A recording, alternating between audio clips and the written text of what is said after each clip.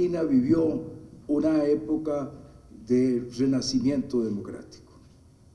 De unos muy pocos gobiernos democráticos pasamos a que solo hubiese uno en el hemisferio que no fuera democrático.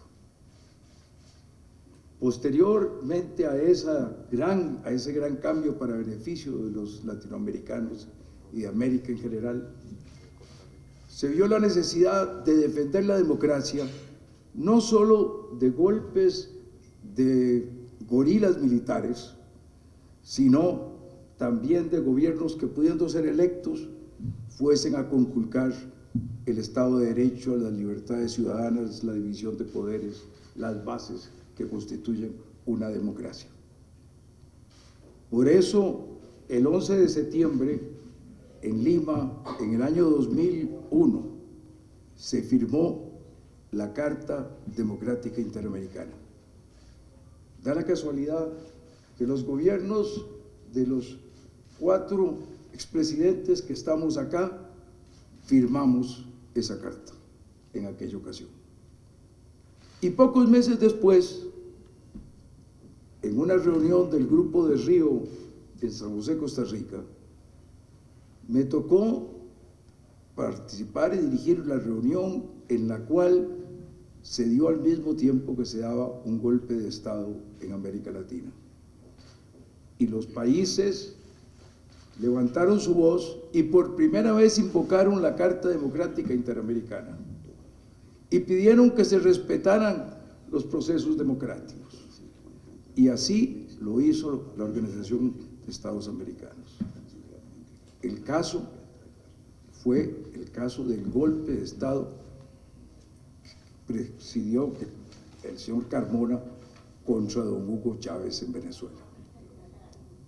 Hoy esa carta debe ser de nuevo aplicada al caso venezolano. Para eso fue establecida. El origen de esa carta es la defensa de la democracia en el hemisferio, porque en América la democracia se ha convertido en un derecho humano de los ciudadanos. Los ciudadanos en América tenemos el derecho humano de vivir en democracia, de no ser avasallados, de no vivir en dictadura, de no ver a las fuerzas del gobierno asesinar ciudadanos indefensos, torturarlos y meterlos por política en las cárceles. Venezuela sufre y toda América debe sufrir con Venezuela. Son nuestros hermanos. Sufre el establecimiento de una narcodictadura. Sufre la crisis humanitaria que hace que mueran cientos de niños por falta de las más elementales medicinas, que la población venezolana en su gran mayoría, un 80%, haya perdido una proporción importante de su peso promedio, que hayan vuelto enfermedades como la malaria y que los ciudadanos en su gran mayoría padezcan hambre. Sufre porque los sistemas más básicos de la democracia, el funcionamiento de la representación popular, el primer poder en una república democrática, han sido anuladas después de una elección en la cual la oposición obtuvo 2/3 de la mayoría del Congreso. Se le han quitado todas sus atribuciones de control político, presupuestarias, de legislación, y se han sido asumidas por otros órganos de gobierno previamente tomados por el gobierno del presidente Maduro. Sufre porque hay una represión salvaje en las calles, como hemos visto en este video. Realmente, como dice la declaración que el señor presidente Fox ha leído, urge actuar. No se puede dejar para mañana. La urgencia es enorme. Una asamblea constituyente totalmente antidemocrática vendría a consolidar esa narcodictadura. Para gran perjuicio y dolor de Venezuela, pero para gran perjuicio y dolor de América Latina, porque la fuerza de la democracia se perdería en nuestro continente y podríamos volver a vivir las horas aciagas de los golpes militares y del rompimiento de la democracia en otros países. Hasta por interés propio de los países urge que se actúe. Yo quisiera terminar estas breves palabras leyendo el último párrafo que el presidente Fox leyó de nuestra declaratoria. Nadie puede ser indiferente al sufrimiento de Venezuela, mucho menos los máximos representantes de los pueblos de nuestro hemisferio, pueblos que miran con indignación y estupor la inexplicable inacción de algunos de sus gobiernos. Muchas gracias.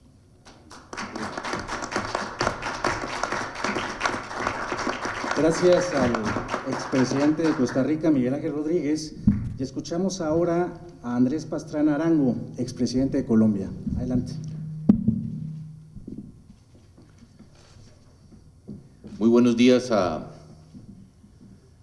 nuestro querido amigo Vicente Fox, quien ha tenido la gentileza de invitarnos aquí a México para poder compartir con todos ustedes la situación que actualmente vive Venezuela.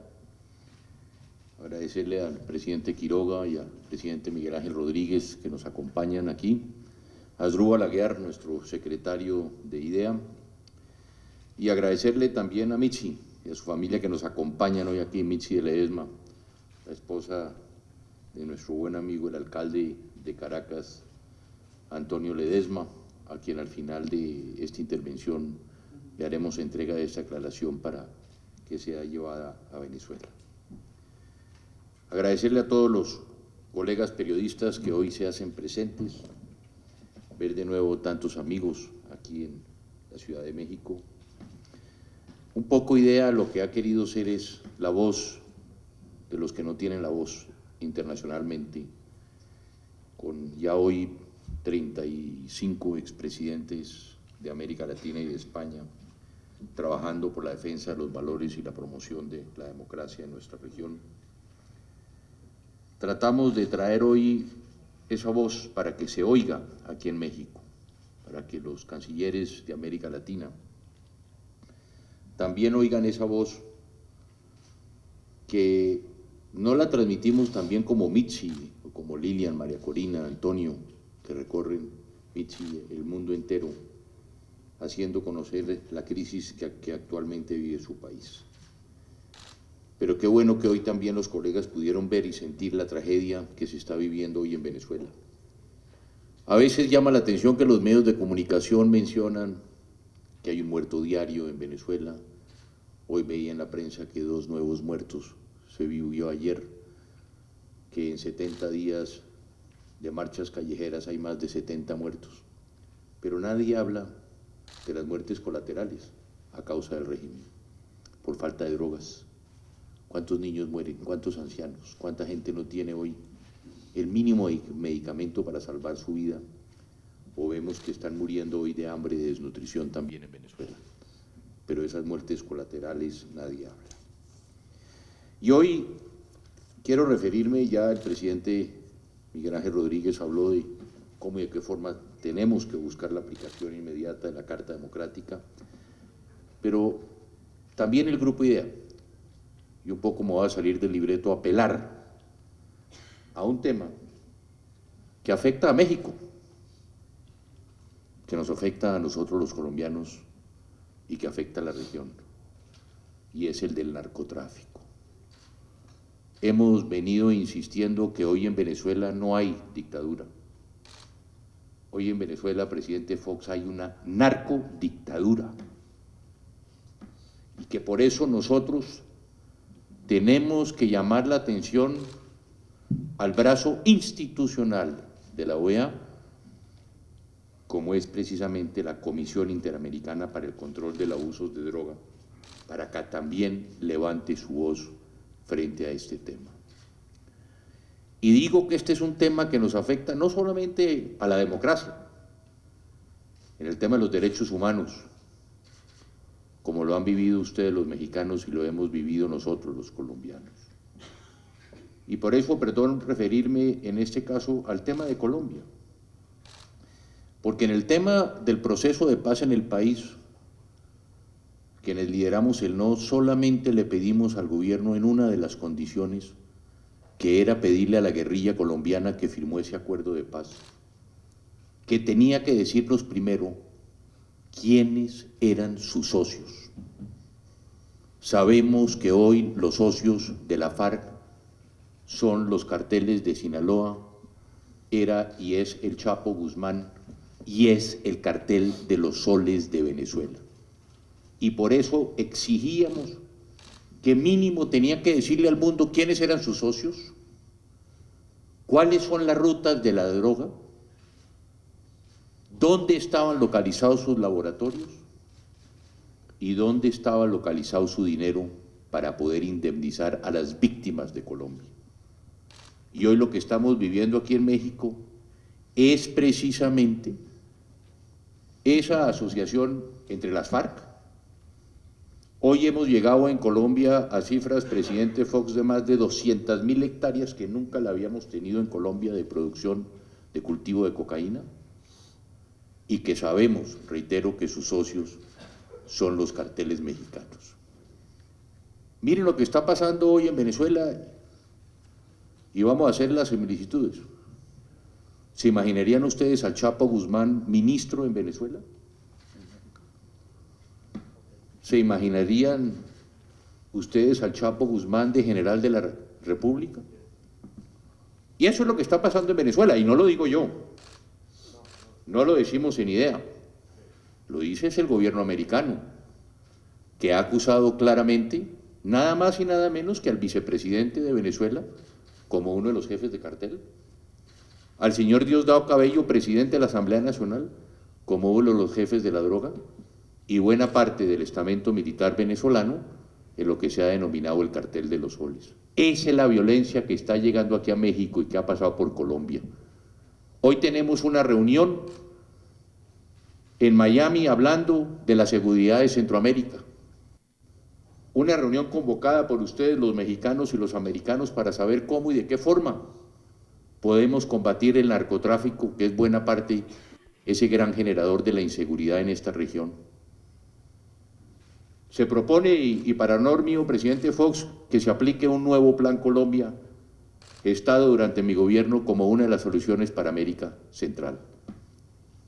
Pero resulta que nada vamos a hacer nosotros, ni los mexicanos, ni los colombianos, si resulta que es precisamente la FARC, con su socio Venezuela, que se permite buena parte de la salida que está llegando hoy de la droga aquí, precisamente a Centroamérica y a México. Por eso, también desde IDEA, queremos llamar la atención, para terminar, a la Organización de Estados Americanos para que intervenga también en esta situación, porque eso es lo que está generando también los recursos en Venezuela, a toda esta gente. Es lo que está generando buena parte, como siempre lo he denominado yo, los recursos para el narcoterrorismo. Si nosotros no erradicamos, y por eso insistir al gobierno de Colombia, que tienen que entregar los nombres de los socios de la FARC, la ruta, sus laboratorios, su dinero, para que podamos todos, mexicanos, colombianos, centroamericanos, latinoamericanos, combatir ese flagelo que tan duro nos ha golpeado, que hoy está enquistado en Venezuela, que es su propio vicepresidente, que en Colombia ya lo vivimos. El narcotráfico eligió a un presidente y lo llevó al poder, y eso no lo vamos a permitir para que se duplique en otra o en otro de los países de la región. Muchas gracias.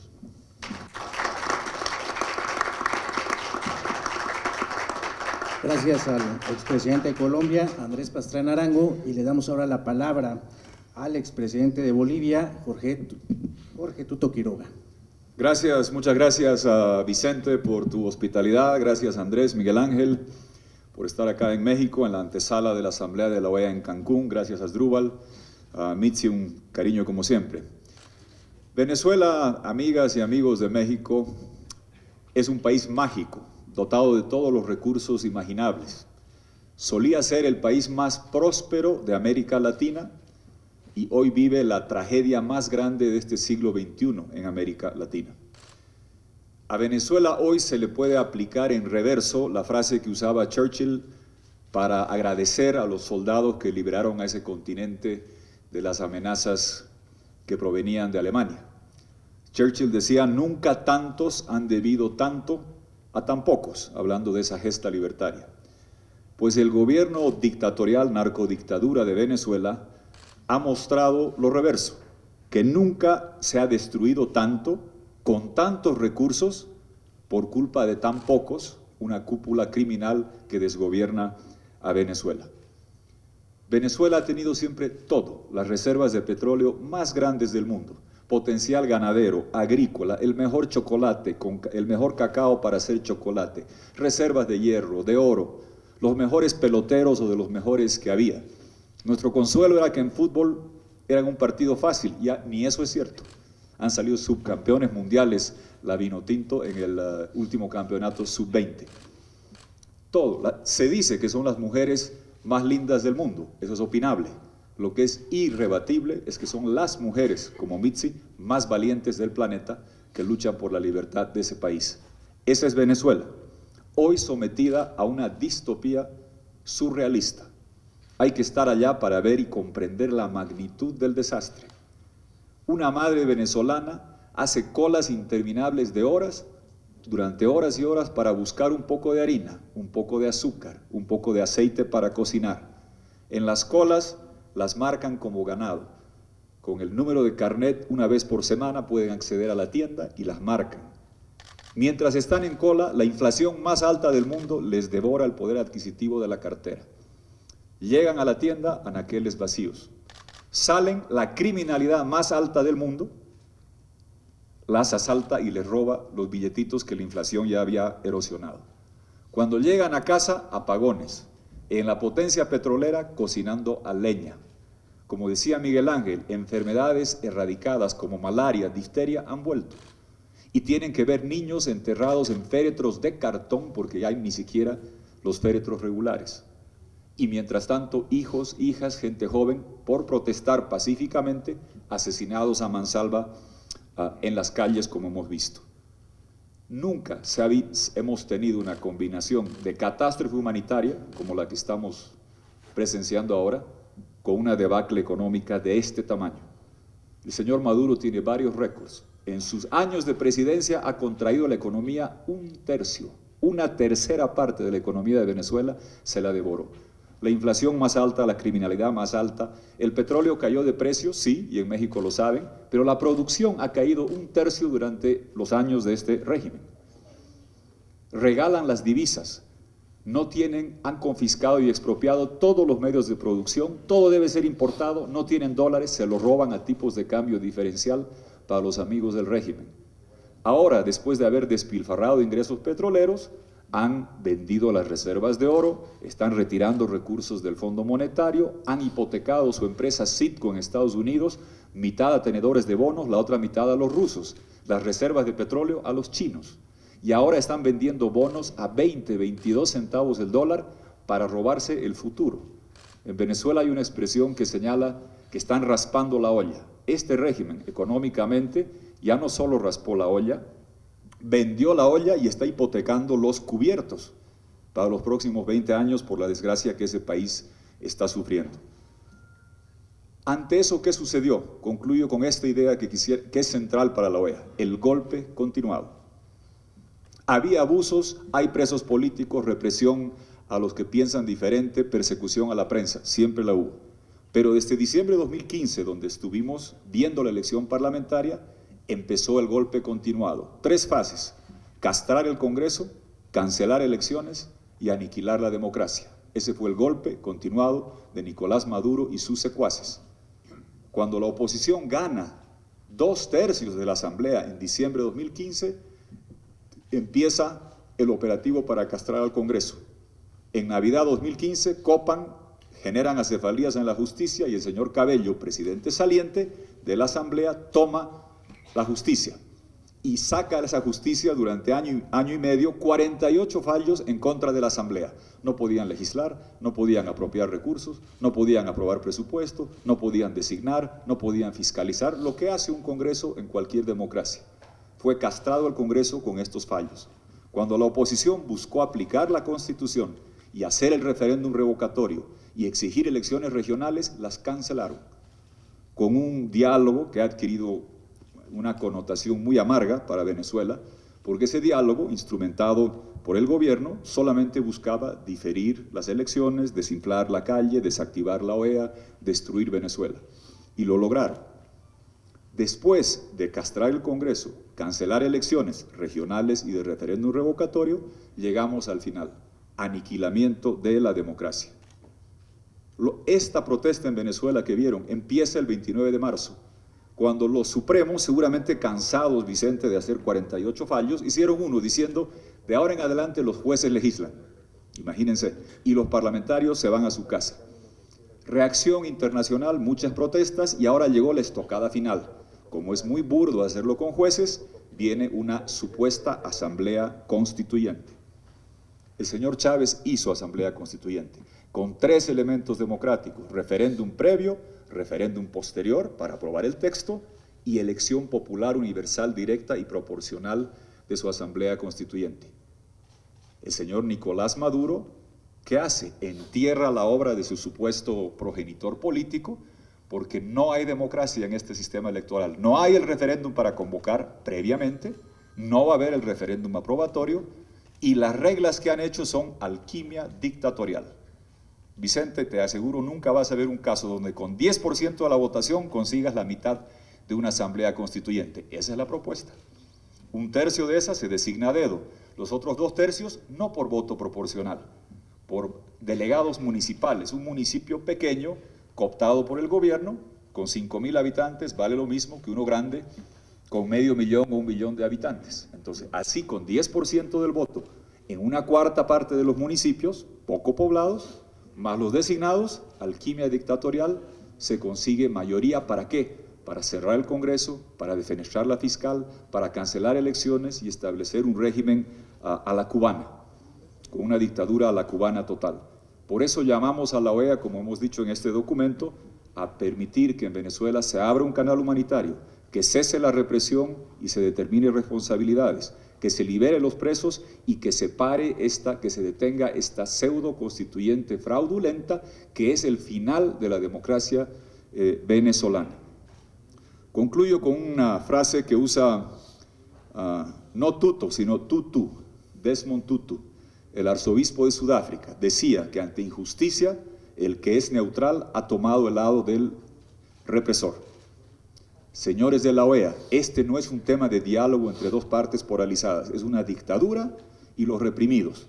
El que pretenda ser neutral, como decía Desmond Tutu, está siendo cómplice de la dictadura y represor del pueblo venezolano. Espero que la Asamblea de la OEA se pronuncie con toda claridad para defender la democracia de Venezuela. Muchas gracias.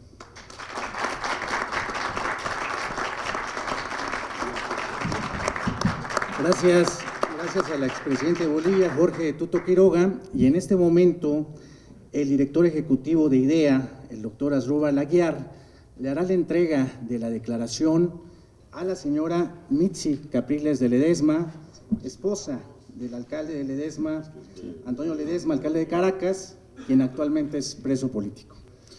Quisiéramos invitar a que se acerque a doña Mitzi Capriles de Ledesma, esposa del alcalde metropolitano de Caracas, Antonio Ledesma, hoy encarcelado político, para que el presidente Fox y los expresidentes le hagan entrega de la declaración.